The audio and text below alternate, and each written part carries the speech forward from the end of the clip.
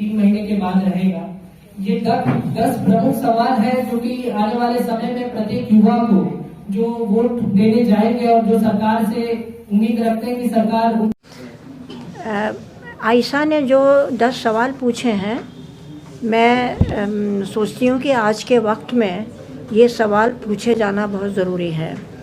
हम लगातार जिस तरह का परिवर्तन भारतीय समाज में आते हुए और उससे ज़्यादा भारत की, हमारे देश की राजनीति में आते हुए देख रहे हैं, वो बहुत डराने वाला है और बहुत मायूस करने वाला है। क्योंकि हम ये देख रहे हैं कि हमारे यहाँ लोकतंत्र अभी कागज़ पर तो है, लेकिन व्यवहार में और सब तरफ समाज के हर फलक पर हमें अब लोकतांत्रिक प्रक्रिया और लोकतांत्रिक आश्वासन कहीं मिलते नहीं हैं, गायब हैं, सिर्फ कागज़ पर है। और तानाशाही प्रवृत्तियां बढ़ी हैं सरकार की तरफ से। सरकार ने जिस तरह से पब्लिक इंस्टीट्यूशंस का इस्तेमाल किया है अपने विरुद्ध आवाज़ों को दबाने के लिए, विरुद्ध ही नहीं बल्कि अपनी मांगों को उठाने वालों के लिए, उन लोगों की आवाज़ों को जो कि देश का भला चाहते हैं, देश को प्रेम करते हैं और इसीलिए वो ये बताना चाहते हैं कि हमें कैसा हिंदुस्तान चाहिए, हमारी क्या कमियां हैं, हमें क्या किस तरह से और बेहतर करना चाहिए। अब आज के समय में ये कहना भी गुनाह माना जाता है और उनके या तो उनके ऊपर UAPA लगा दिया जाता है या उन पर कोई और आरोप लगा दिए जाते हैं, उनको जेल में डाल दिया जाता है। और ज़्यादातर ऐसे युवा साथी जो कि जेल में डाले गए, आज ही नहीं बहुत साल पहले इस सरकार के आने के थोड़े ही बाद, वो अभी तक जेल में है। सबसे अफसोस की बात यह है कि हमारा जो मुंसिफी का व्यवहार है, यानी जो जस्टिस का, न्यायपालिकाएं हैं, वो इन चीज़ों को अनदेखा कर रही हैं। इससे बड़ी कोई चीज़ मैं नहीं सोच सकती कि न्याय हमें ना मिले, हमारे युवा साथियों का गला घोंटा जाए और वो ये भी ना बता पाएँ कि उन्हें कैसी शिक्षा चाहिए, आज की शिक्षा में क्या कमियां हैं।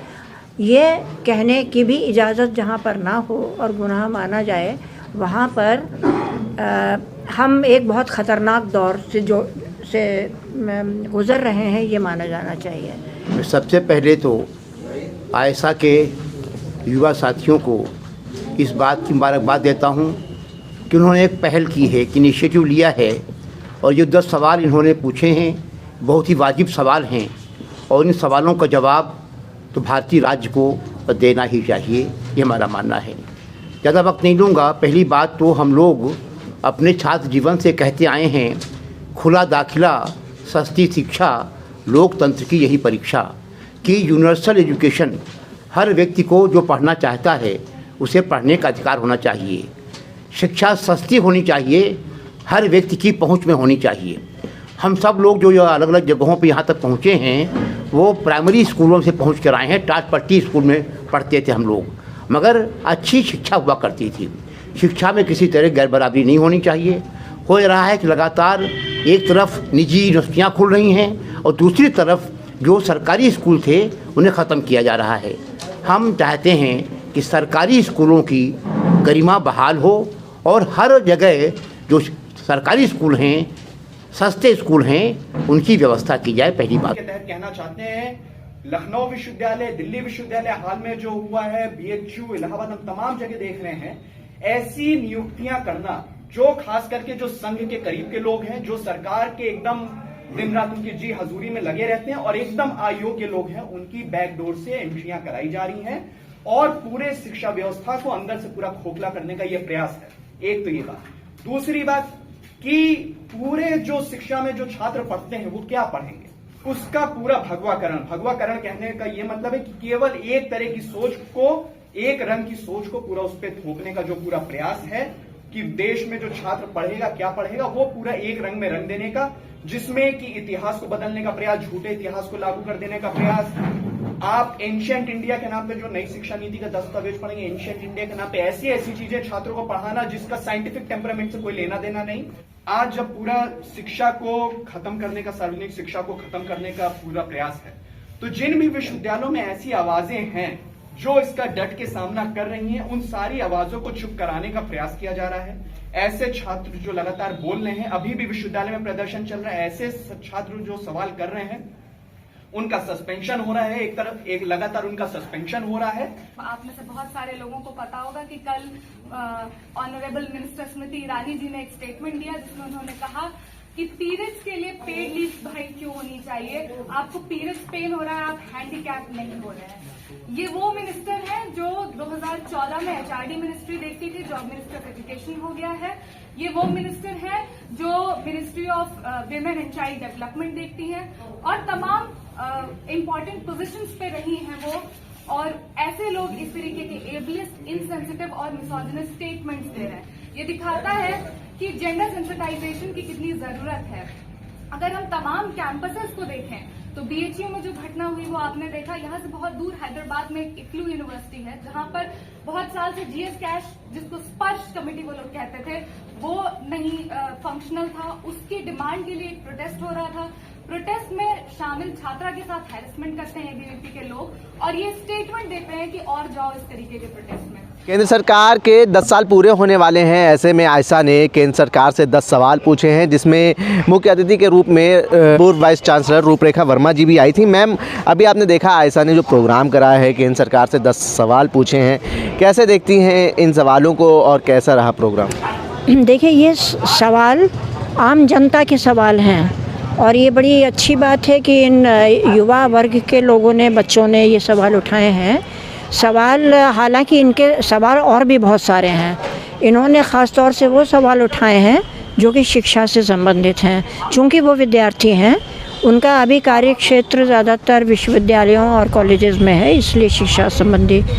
और शिक्षा चूँकि एक मूलभूत देन है हमारे लिए, उसी से हमारा जहन बनता है, उसी से हमारी प्रवृत्तियाँ बनती हैं और वही हमें ये बताता है, हमारा जहन ही, कि हम किन चीज़ों को ऊपर रखें, किन चीज़ों को नीचे। तो ये सारे सवाल बहुत वाजिब हैं। इसमें बेरोज़गारी की बात है, शिक्षा को कॉरपोरेट हाथों में दिए जाने की बात है, तमाम सारे तरह की फेलोशिप्स और स्कॉलरशिप्स थी जो गरीबों को, दलितों को, माइनॉरिटीज़ को मदद करती थी आगे बढ़ने में। तो मुझे ये लगता है कि ये 10 सवाल का अगर हम निचोड़ करें और आज जो हो रहा है शिक्षा के साथ, मजाक जो हो रहा है, उसको एक लाइन में हम ये कह सकते हैं, मुझे जो महसूस होता है कि वर्तमान सरकार का हित इसी में मालूम दे रहा है। वो ऐसा सोचते हैं कि हम जितना ज़्यादा अपनी जनता को मूर्ख बनाएंगे, जितना ज़्यादा उसके दिमाग को कुंद करेंगे, फ्रस्ट्रेट करेंगे, उतना ज़्यादा उनको फ़ायदा है, क्योंकि तब वो जो चाहें वो आप जनता से करा सकते हैं। पूरा एक बहुत लंबा समय लगेगा बताने में कि क्या क्या किया है इस सरकार ने। एक तो ये कि वो झूठा इतिहास पढ़ा रहे हैं, वो जो लोकतांत्रिक मूल्य हैं उनको लगातार तोड़ रहे हैं और उसके विरुद्ध संदेश दे रहे हैं। स्टूडेंट्स को, विद्यार्थियों को कोई बात नहीं कहने देते हैं, कोई मांग नहीं उठाने देते हैं, कोई डिस्कशन नहीं करने देते हैं। वो अगर अपने वैचारिक संगठन बनाते हैं तो उनको मना किया जाता है, विश्वविद्यालयों में, कॉलेजों में उनको जगह नहीं दी जाती है, उन पर एक्शन लिया जाता है। कि हमें याद है लखनऊ यूनिवर्सिटी में अभी कुछ ही साल पहले भगत सिंह पर चर्चा करने से रोका गया। अब यानी कि वो जो बड़े शहीद रहे हैं हमारे देश के, उन पर भी चर्चा करने से रोकते हैं। तो इस समय शिक्षा के नाम पर अशिक्षा या कुशिक्षा को जो फैलाने का काम किया जा रहा है, दिमागों को कुंद करने का काम किया जा रहा है। वैज्ञानिक सोच के बजाय पाखंडी सोच को जो दिया जा रहा है इस समय, उसके ख़िलाफ़ आवाज़ उठाना ज़रूरी है। तमाम लोग उठा रहे हैं, कई सालों से उठा रहे हैं, लेकिन आयशा जो कि नौजवानों की संस्था है, वो इतने कमसिन उम्र के होते हुए भी, बहुत सारे इस आवाज़ को उठाने में ख़तरे होते हुए भी, उनको अभी कैरियर बनाना है, उस कैरियर के ख़त्म हो जाने की आशंका के बावजूद वो ये सवाल उठा रहे हैं, आंदोलन करेंगे। ये हम लोगों के लिए जो बुज़ुर्ग लोग हैं उनके लिए बड़े संतोष की और खुशी की बात है। मैम, आप भी लखनऊ विश्वविद्यालय में वाइस चांसलर रहीं, वो दौर भी आपने देखा और आज का दौर, क्या अंतर नज़र आ रहा है इसके बीच में? देखिए, हमारे समय में एक तो ये है कि जब भी चाहे रात का 2 बजा हो, किसी विद्यार्थी को कहीं चोट लगी है या हॉस्टल में कुछ हुआ है या कोई भी बात हुई है, लोगों को उस समय के लोग बताएंगे कि उस समय मैं उठ करके आती थी। अगर ड्राइवर यूनिवर्सिटी का ड्राइवर उपलब्ध नहीं है तो मैं अपनी गाड़ी चला करके पहुंचती थी, हालांकि लोग कहते थे इसमें ख़तरा है। तो दूसरी चीज़, अगर मैं किसी सेमिनार में कहीं गई हुई हूँ और कुछ मुझे पता चलता था कि विद्यार्थियों का एक ग्रुप आया हुआ है बात करने के लिए, कुछ समस्याएं हैं, मैं छोड़ करके बीच में आती थी।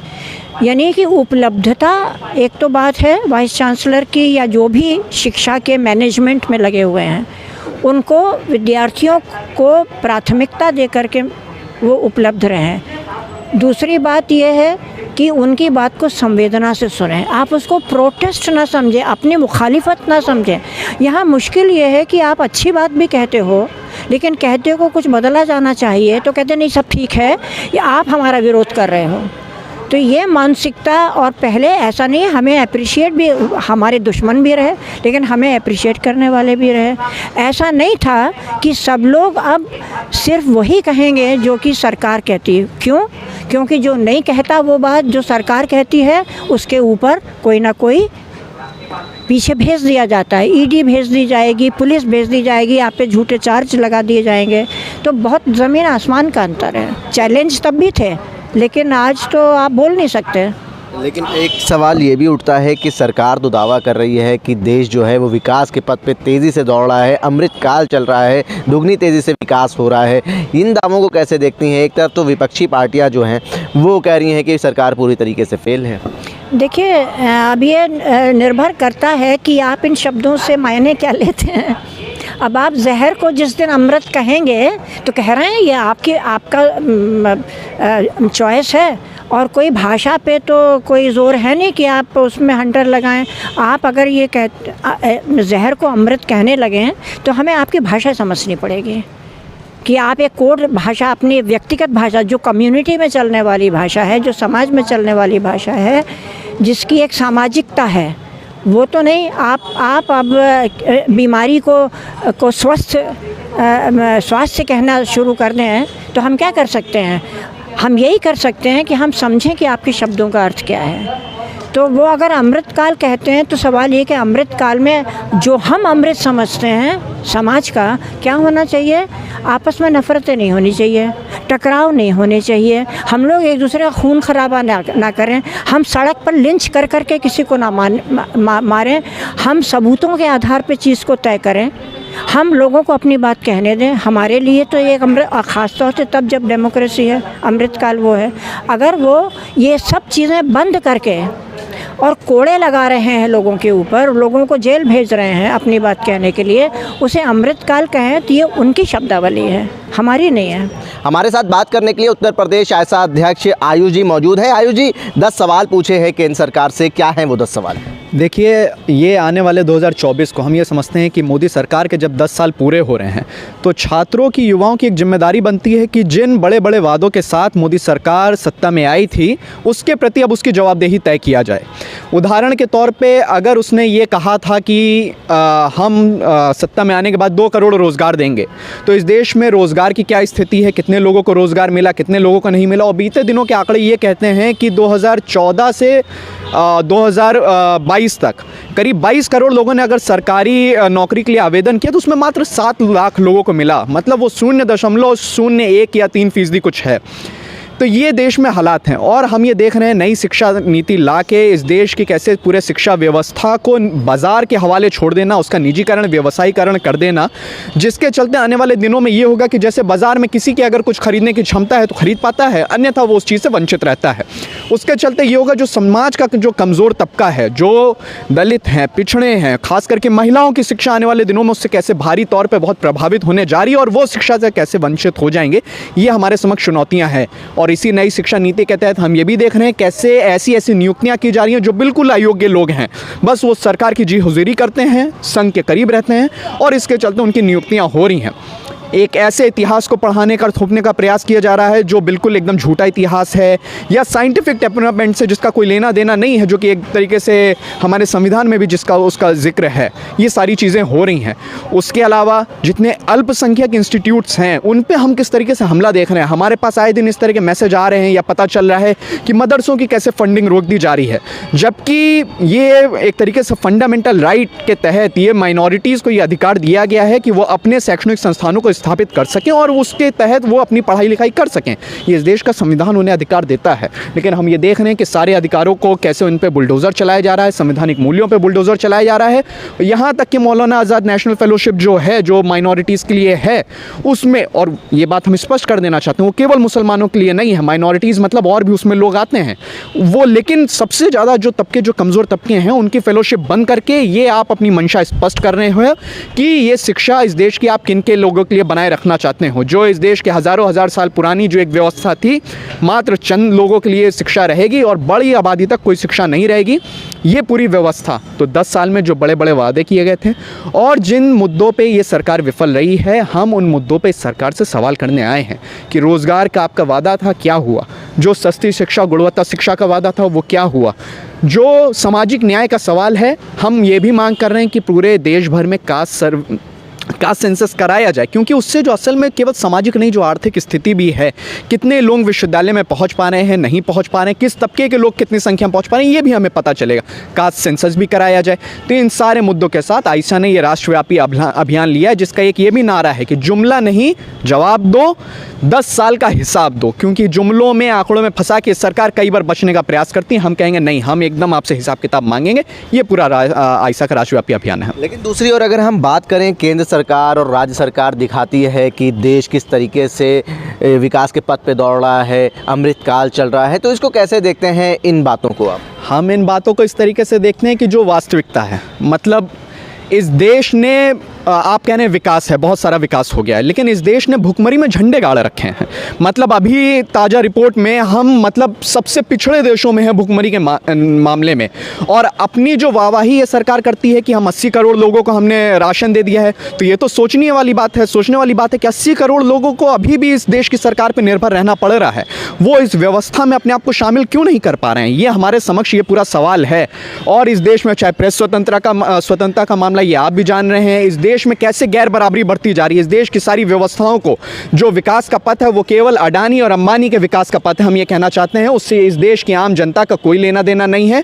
और ये जो खाई है गैर बराबरी की, वो लगातार और बढ़ती चली जा रही है। तो हम मांग कर रहे हैं कि एक न्यायपूर्ण व्यवस्था हो, जहां पे आम जनता के हितों को लगातार उस पर बुलडोजर ना चलाया जाए, हम ये कहना चाहते हैं। आपने अभी प्रेस कॉन्फ्रेंस में एक बात कही थी कि जो टीचर्स हैं उनको भी पर आवर के हिसाब से अब पे करेगी यूनिवर्सिटी। ये सूचना आपको कहाँ से मिली और कैसे आप ये बात कह रहे हैं? अब न्यूज़ का हमें रेफरेंस देना हो तो हम कह सकते हैं ये हिंदुस्तान जो हिंदी में अखबार आता है उसका न्यूज़ है। अभी ये बिहार सरकार द्वारा इस तरह की ये बात आ रही है और बेंगलोर में भी ये आया है उनके अनुसार। तो बेंगलोर का जो न्यूज़ है वहाँ पे डिटेक्टिव एजेंसी, वरना ऐसी निजी एजेंसियों के हवाले ये व्यवस्था कर देंगे कि वो 4 तरह की, अभी बिहार का जो बात आया, 4 एजेंसियाँ हैं। कोई भी विश्वविद्यालय है, कोई भी महाविद्यालय है, वो सीधे उन एजेंसियों से संपर्क करे। आपको इंस्ट्रक्टर चाहिए, आपको असिस्टेंट या एसोसिएट या प्रोफेसर चाहिए, उसके मानदेय एकदम तय है पहले से, आप उनसे संपर्क करिए। तो वो लोग के किस तरह के व्यवस्था ये पूरा बनाया जा रहा है, एक पूरे जो जीवन की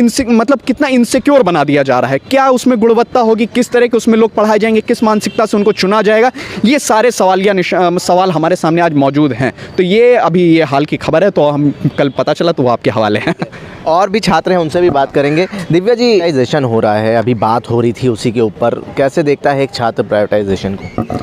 देखिए, प्राइवेटाइजेशन की जो बात है, जो बार बार हमारे साथी आयुष ने भी कहा कि आप शिक्षा को बाज़ार की चीज़ नहीं बना सकते हैं कि अगर किसी की हैसियत है तो वो उसको ख़रीदे और अगर नहीं है तो वो उसको नहीं ख़रीद सकता। शिक्षा जो है वो हमारा हक है, और जैसे जैसे उसमें प्राइवेटाइजेशन होता है, जैसे जैसे प्राइवेट प्लेयर्स उसको इनक्रोच करते जाते हैं, जो सबसे पहला सिम्टम हम उस प्राइवेटाइजेशन का देखते हैं वो ये देखते हैं कि किस तरीके से फ़ी हाइक हो रहा है। JNU में एक बहुत लंबा आंदोलन चला उस फ़ी हाइक को वापस लेने करने के लिए हमने उसमें जीत हासिल की।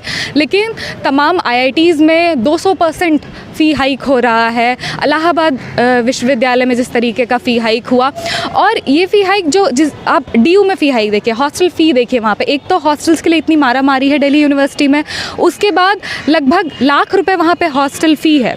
और ये तो मैं आपको बड़े बड़े डेटा दे रही हूँ जो सिग्निफिकेंटली हमें ऐसे दिख जाते हैं। एक छोटी छोटी फ़ी यूनिवर्सिटी ऑफ हैदराबाद में जो बोनाफाइड सर्टिफिकेट, वहाँ के स्टूडेंट होने के नाते, हमारे पास वहाँ का आइडेंटिटी कार्ड होने के नाते, सेमेस्टर रजिस्ट्रेशन होने के नाते जो हमारा हक है, पहले उसके लिए 50 रुपये फ़ी लगती थी, अब वो 100 रुपये लगती है। वहाँ पे जो गेस्ट हाउस अवेलेबल हैं, पहले उनकी 500 रुपये फ़ीस थी, अब वो 900 रुपये है। तो ये छोटे छोटे से लेके मेस फ़ी जो 1500 थी वो 3000 हो गई है, से बड़े बड़े फ़ीस जो हम लाख रुपए हॉस्टल फ़ी के तौर पे DU में देख रहे हैं। तो ये प्राइवेटाइजेशन का सबसे बड़ा हिट जो है वो हमें फ़ी हाइक के तौर पे दिखाई देता है, जो हम तमाम विश्वविद्यालयों में देख रहे हैं इस समय पर। ईरानी का एक बयान आया है महिलाओं के ऊपर, उसको कैसे देखती हैं? वो women and child development minister हैं, और उसके बाद इस तरीके की इनसेंसिटिविटी दिखाना कि आप ये कह रहे, एक तरफ आप उस सरकार का हिस्सा हैं जो जिसके वादे गेम चेंजर होने के और काम नेम चेंजर वाले हैं, उनको लगता है कि दिव्यांग कह देने से डिसेबिलिटी का पूरा जो डिस्कोर्स है उस पर उन्होंने फतह पा ली है और सब कुछ ठीक हो गया है। और दूसरी तरफ आप इस तरीके की एबलिस्ट बात बोल रहे हैं, एक तो कि पीरियड पेन से आप हैंडीकैप नहीं हो जाएंगे, तो ये उस कम्युनिटी के लिए भी बुरा है। और महिला होने के नाते जिस देश में 90% जनता को ये नहीं पता है कि PCOS क्या होता है, ये नहीं पता है कि एंडोमेट्रियोसिस भी कोई चीज़ है, जबकि ये बीमारियां जिनके नाम मैं कह रही हूँ ये उतनी कॉमन है जितनी डायबिटीज़ कॉमन है, पर ना तो मेडिकल स्फेयर में इसको पढ़ने के लिए उस तरीके की फंडिंग है, इंफ्रास्ट्रक्चर है, ना इसकी अवेयरनेस है। वो पेन जिसके तहत women have passed out of pain, उसके लिए आप ये कह रही हैं कि पेड पीरियड लीव नहीं हो सकती है। ये आपकी इनसेंसिटिविटी, इनग्रेन्ड पेट्रियार्की और मिसोजिनी दिखाता है। और मुझे नहीं लगता कि इससे बुरा एक minister of women and child development के लिए हो सकता है कि वो इस तरीके की बातें कह रही हैं, और सरकार का भी उसके ऊपर किसी तरीके का बयान नहीं आ रहा है कि ये गलत है।